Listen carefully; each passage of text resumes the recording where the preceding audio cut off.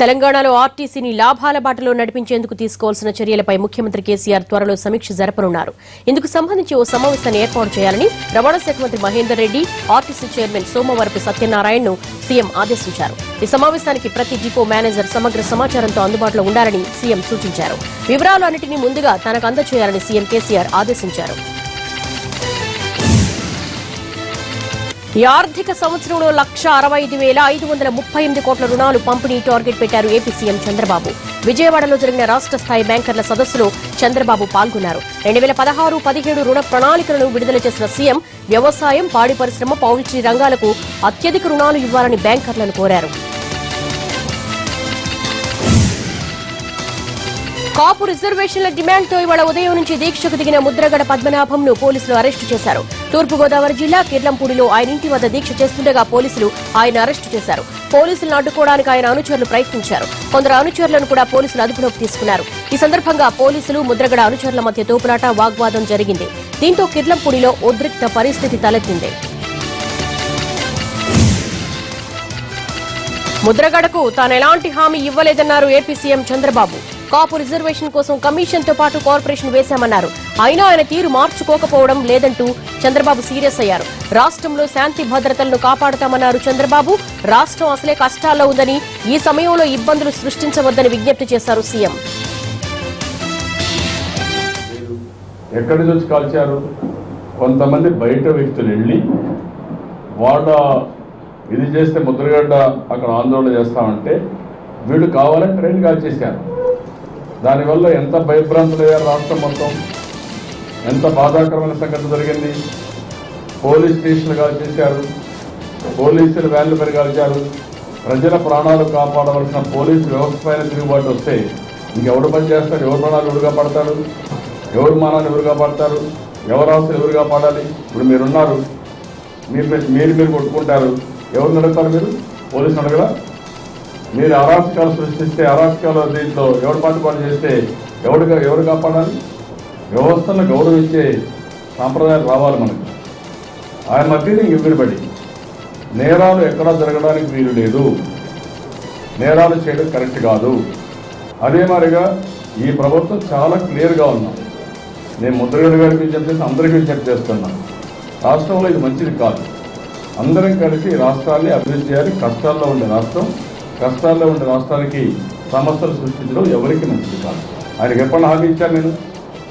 ఏం చెప్పాం? కమిషన్ వేస్తాను, కమిషన్ వేసాం, కార్పొరేషన్ వేస్తాను, వేసాం, డబ్బులు పెట్టాం, ఇస్తున్నాం, అన్నీ చేస్తున్నాం. ఎలక్షన్ మేనిఫెస్టో, ఆ రోజు ఎలక్షన్ మేనిఫెస్టో అడిగాడా? లేదంటే నేను ఎలక్షన్లో పోటీ చేయడం అడిగాడా? లేదంటే రాజశేఖర్ 2004లో ఇదే కాపులకు రిజర్వేషన్ పెట్టాలని పెట్టారు, చేశాడా? చేయకపోతే రాజశేఖర్ దేవుడు అయ్యాడు, నేను చేసిన వాడిని విరోధి అవుతున్నానా? ముద్రగడపై మండిపడ్డారు మంత్రి పరిటాల సునీత. ప్రజలను రెచ్చగొట్టేలా ఆయన దీక్షలు చేయడం తగదన్నారు. రాజకీయ లబ్ధి కోసమే సీఎం చంద్రబాబుపై ముద్రగడ అనవసర ఆరోపణలు చేస్తున్నారని విమర్శించారు ఆమె.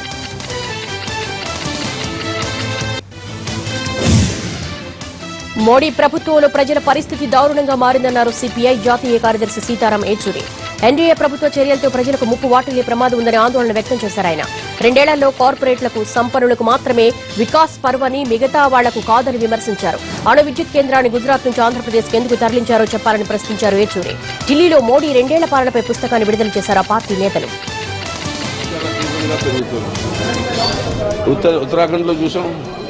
అదేవిధంగా ఎవరైతే బీజేపీకి వ్యతిరేకత ప్రభుత్వాలు ఉన్నాయో రాష్ట్రాల్లో వాళ్ళ మీద ఈ రకమైన గుడుపుటానీలు ఈ రకంగా పనిచేయడం అది చాలా స్పష్టంగా తీవ్రంగా పెరుగుతుంది. ఈ 3 రంగాల్లో మేము చెప్పేది చాలా ప్రమాదకరమైన పరిస్థితి ఏర్పడింది ఈ 2 సంవత్సరాలు. ఇది వికాసం, కార్పొరేట్స్కి వికాసు, ప్రజానీకరణ గతి. ఇది ఎవరికి వికాసం? మన పెద్ద కార్పొరేట్స్కి, మన కోటేశ్వరులకి, మహాకోటేశ్వరులకి, వాళ్ళకి ఇది వికాసు. ప్రజానీకం గతి ఇది దిగజారుతూ. నిఖిల్ రెడ్డికి న్యాయం చేయాలని డిమాండ్ చేస్తూ సీఎస్ ను కలిశారు తెలంగాణ బీజేపీ నేతలు. గ్లోబల్ ఆసుపత్రి డాక్టర్లు యాజమాన్యంపై చర్యలు తీసుకోవాలని వినతి పత్రం సమర్పించారు. సీఎస్ కూడా ఈ ఘటనపై ఆందోళన వ్యక్తం చేశారని చెప్పారు ఆ పార్టీ నేత కిషన్ రెడ్డి. గ్లోబల్ ఆసుపత్రి మోసంపై సమగ్ర విచారణ చేయాలని డిమాండ్ చేశారు ఆయన. ఏపీ రవాణా శాఖ కార్యాలయం బెజవాడ తరలింపుకు రంగం సిద్దమైంది. ఈ నెల 27వ తేదీలోగా పూర్తి స్థాయి తరలింపు చేపడతామన్నారు రవాణా శాఖ కమిషనర్ సుబ్రహ్మణ్యం. విజయవాడ ఆర్టీసీ హౌస్లోని 2 అంతస్తుల రవాణా శాఖ కార్యాలయానికి 45,000 చదరపు అడుగులు కేటాయించారు. ఇందుకోసం భూమి పూజ చేశారు కమిషనర్ సుబ్రహ్మణ్యం.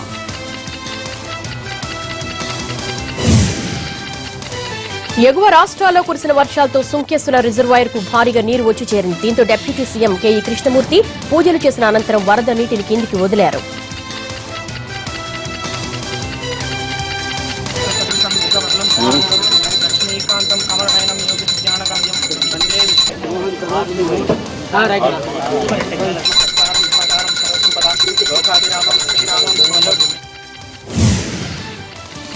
విశాఖ లలితానగర్ లో కూలికి వెళ్లిన వారిపై పెంపుడు కుక్క దాడి చేసిన ఘటనలో 2 వ్యక్తులు చనిపోయారు.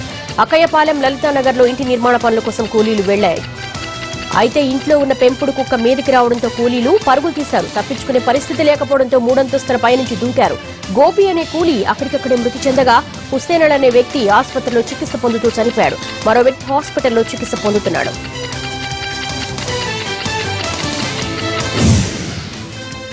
నైరుతి రుతుపవనాలు వేగంగా విస్తరిస్తున్నాయి. నిన్న కేరళను తాకిన రుతుపవనాలు ఇవాళ ఏపీలోకి ప్రవేశించాయి. కోస్తాంధ్ర, రాయలసీమలోని వివిధ ప్రాంతాల్లో నైరుతి విస్తరించినట్లు వాతావరణ శాఖ ప్రకటించింది.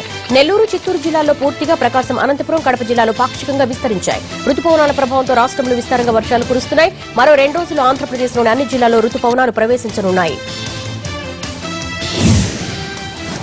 కొల్లేరులో మినీ టోర్నడో కనిపించింది. సుడిగాలి బీభత్సానికి నీళ్లు ఆకాశంలోకి వెళుతున్న సీన్, దాంతో పాటు చేపలు కూడా మేఘాల్లోకి వెళ్లే సన్నివేశాలు కనిపించాయి.